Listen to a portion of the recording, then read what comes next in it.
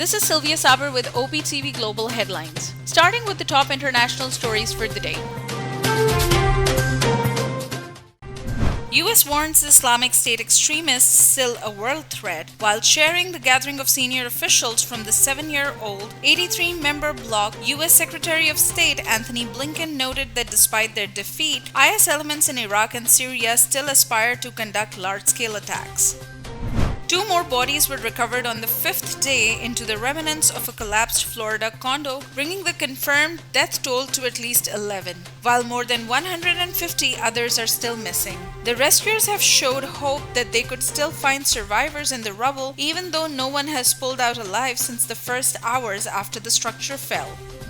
Iraq has condemned overnight US airstrikes against facilities used by Iran-backed militia groups on the Syrian-Iraqi border that reportedly killed at least 7 people. While urging all sides to avoid any further escalation, Iraqi Prime Minister said in a statement that Iraq reiterates its refusal to be an arena for settling scores.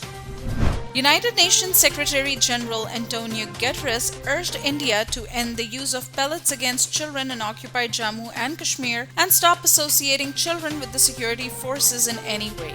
The UN chief made these observations in his latest report, which also revealed that last year grave violations were committed against some 19,300 youngsters, particularly in war zones such as Afghanistan, Syria, and Democratic Republic of the Congo.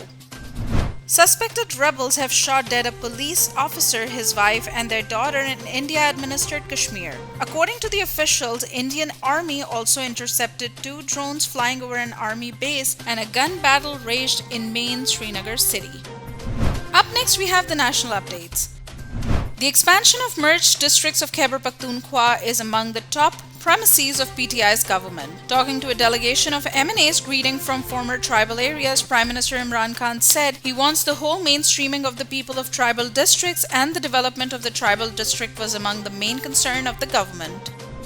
Prime Minister Imran Khan's 12 foreign trips to 3 continents cost a total of $680,000, which is less than half of the expenditures incurred in one visit each by former President Asif Ali Zardari and former Prime Minister Nawaz Sharif to New York. According to the figures shared by the Prime Minister's office, Imran Khan continued his austerity policy during the first 3 years in power, cutting budget of his office and official residence by 40%. National Security Advisor Moeed Yusuf has rejected reported of meetings with Israeli officials and showed his disappointment to the leader of a major political party. Moeed Yusuf said that the Prime Minister Imran Khan has been very clear on the matter, and Pakistan shall continue to stand for Palestinians' right to a just 2-state solution. Minister of Information and Broadcasting Chaudhry Fawad criticized the past government for not paying any attention to state media or to the positive image of Pakistan. He stated that recently through an info lab it was detected that 845 fake websites were running against Pakistan while broadcasting incorrect news on delicate subjects like Balochistan, Kashmir, etc. He added that more than 300,000 tweets were pulled from India's cities Ahmedabad. Foreign Minister Shah Mahmood Qureshi lauded Punjab's counter-terrorism department for swiftly arresting all the culprits behind the Lahore blast. He said that terrorists keep attempting to destabilize Pakistan, but they will fail in their nefarious designs. Up next, we have the health updates. The US President Joe Biden's administration is shipping 2.5 million doses of the Moderna vaccine to Pakistan, White House press secretary announced. White House press secretary said that the vaccine will reach Pakistan during the current week.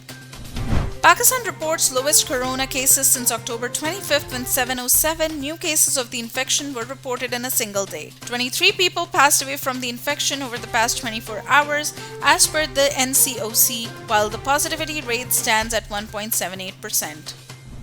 Up next, we have the sports updates. Coronavirus forces India to shift T20 World Cup to United Arab Emirates, according to a top official of the Indian Cricket Board. While world governing body ICC had set a June 28 deadline for the BCCI to take a decision on hosting the tournament. Sri Lanka suspended 3 players including vice-captain Kusal Mendes and withdrew them from upcoming one-day international tournament in England over a breach of their biosecure COVID bubble. Mendes and Niroshan Dikwala were seen smoking in the streets of Durham. Star footballer Lionel Messi celebrated his record 148th international cap with 2 goals as Argentina trounced Bolivia 4-1 to clinch top spot in Copa America Group A. The victory advances Argentina to a quarter-final on Saturday against Ecuador, who is the fourth-placed finishers from Group B. Up next, we have the entertainment updates. Acclaimed entertainment personality and pilot Fakhri Alam has become the first Pakistani celebrity to receive the 10-year United Arab Emirate Golden Visa. Alam said the Golden Visa is significant for artists as they can now make long-term plans in the country. Pakistan's former pop band Strings co-frontman Bilal Maqsood has mashed up Strings' hit song Dur, the title track from their third album with Vital Signs classic Tere Liye. The fans love what Maqsood shared and definitely waiting for more. Sherlock Holmes is coming back to life as Storytel has signed a deal with Conan Doyle Estate of New Stories and audiobooks to be penned by novelist Anthony Horowitz. 3 stories will be written by a team of writers and the audio-first versions will be released on all Storytel markets in spring 2022. Up next, we have the business updates. Pakistan and Saudi Arabia has signed an agreement to resume oil supply on deferred payment. The $4.5 billion agreement was signed between Pakistan and International Islamic Trade Finance Cooperation for 3 years, after which the long-standing ally will resume oil supply to Pakistan on deferred payment. India has extended a federal guarantee on bank loans to health and tourism services while waiving visa fees for 500,000 foreign tourists. The government will expand federal guarantees on loans to businesses to $60.7 billion from an earlier limit of $40.37 billion, Finance Minister said. One of the world's largest cryptocurrency exchanges, Binance, has been banned by Britain's financial regulator. The regulator said the company cannot conduct any regulated activity and issued a warning to consumers about the platform, which is coming under growing scrutiny globally. Up next, we have the updates on science and technology. A U.S. federal court has dismissed 2 separate antitrust lawsuits filed against Facebook. In another separate anti-competition lawsuit filed by a coalition of states was thrown out because the alleged violations occurred too long ago. Facebook shares jumped 4.2% to $355.64 on the news, which resulted in the social networking giant's market value rising above $1 trillion for the first time ever. European Space Agency hopes to hire and launch the world's first physically disabled astronaut. 22,000 applicants have already applied for the 22-member space program, ESA head told the media.